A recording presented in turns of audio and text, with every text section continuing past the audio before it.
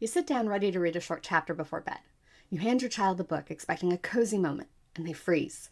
Or worse, they cross their arms and say, "Nope, I'm not reading that."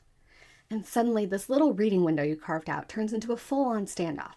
So what do you do when your child flat out refuses to read aloud? That's exactly what we're talking about today. We're going to look at what's really going on when kids push back, why reading out loud can feel so intense for some, and what you can do to ease that resistance without turning it into a battle. And I promise, by the end, you're going to feel way more grounded, a little more equipped, and a whole lot less alone. So let's start with the why. Because here's the thing. When kids push back on reading aloud, it's almost never because they're lazy or trying to give you a hard time. Even though, trust me, it feels that way in the moment. I get it. But most of the time, reading out loud just feels really vulnerable. They might be scared of messing up, or worried that you're going to correct them, or it might remind them of school, and not in a warm and fuzzy way. Sometimes they've had a tough experience already. Maybe they've stumbled in front of their class, or felt compared to a sibling who reads more fluently. And that stuff really sticks. Even kids who are skilled readers can carry that fear of messing up. That was definitely the case for Hunter. The start of kindergarten was tough. Before he figured out he had ADHD and got him the support he needed, school was a daily uphill climb. He was getting tons of redirection. His handwriting wasn't legible, and all of that constant correction, it just wore him out. It really chipped away at his confidence. Even after things started getting better, and we saw how much he was growing as a reader, he still didn't want to read out loud. Not even to us. And not because we were correcting him. We just wanted to hear him. His confidence had taken a hit, and it took time and several of the strategies I'm going to share with you today to get it back. So yeah, when kids push back on reading aloud, it's usually not about defiance. It's about fear, and that's a whole different thing to respond to. Okay, so how do you respond? First, we've got to reframe what reading aloud even is at home. This isn't school. You're not the teacher here. You're the safe space. Reading aloud at home isn't a performance. It's not about fluency or checking boxes.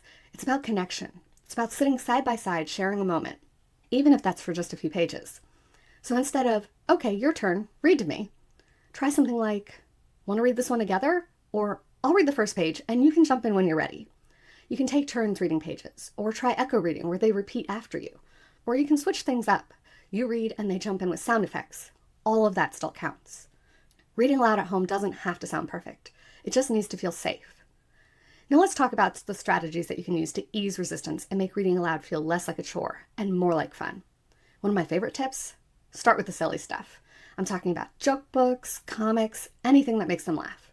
When JD started showing some resistance to reading aloud, joke books were our first line of defense. He loved sharing jokes with Grandpa, who is, by the way, the king of puns. JD would flip through those books for ages, hunting for one that would actually make us all laugh out loud. And even when the jokes went a little over his head, or they didn't quite land, he didn't care. He was reading out loud with confidence.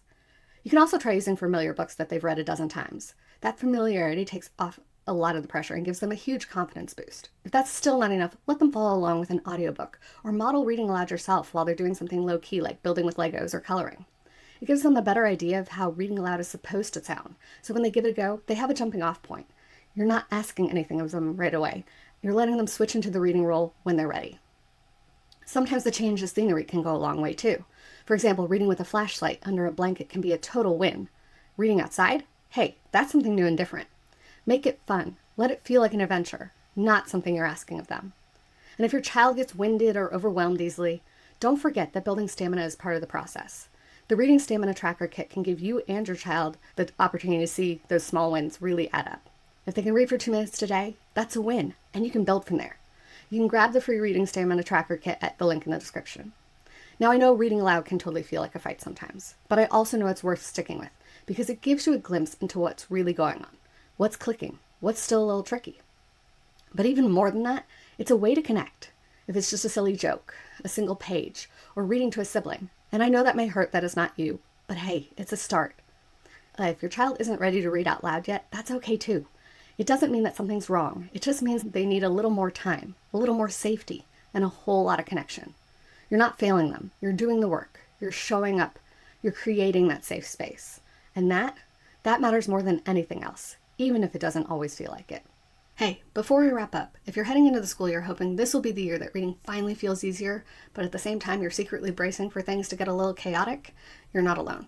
Those first few weeks back can be a whirlwind, and even the best intentions around reading often get lost in the shuffle. That's why I've got something coming up that might help. A short, low-pressure workshop that's all about helping you reset your rhythm and reconnect with your reader before the struggles become a daily battle. I'll share more details over the coming weeks, but just know for now, if those early weeks feel harder than expected, I've got your back, and support is on the way. Next week, we're talking about a few common mistakes parents make around reading, myself included, that can accidentally make things feel harder than they need to. I'll walk you through what to look out for, some simple shifts to try, and how to make reading time feel a little easier for both you and your child. You don't need to overhaul everything. Just noticing what's not working is a great first step. Be sure to follow so you don't miss it.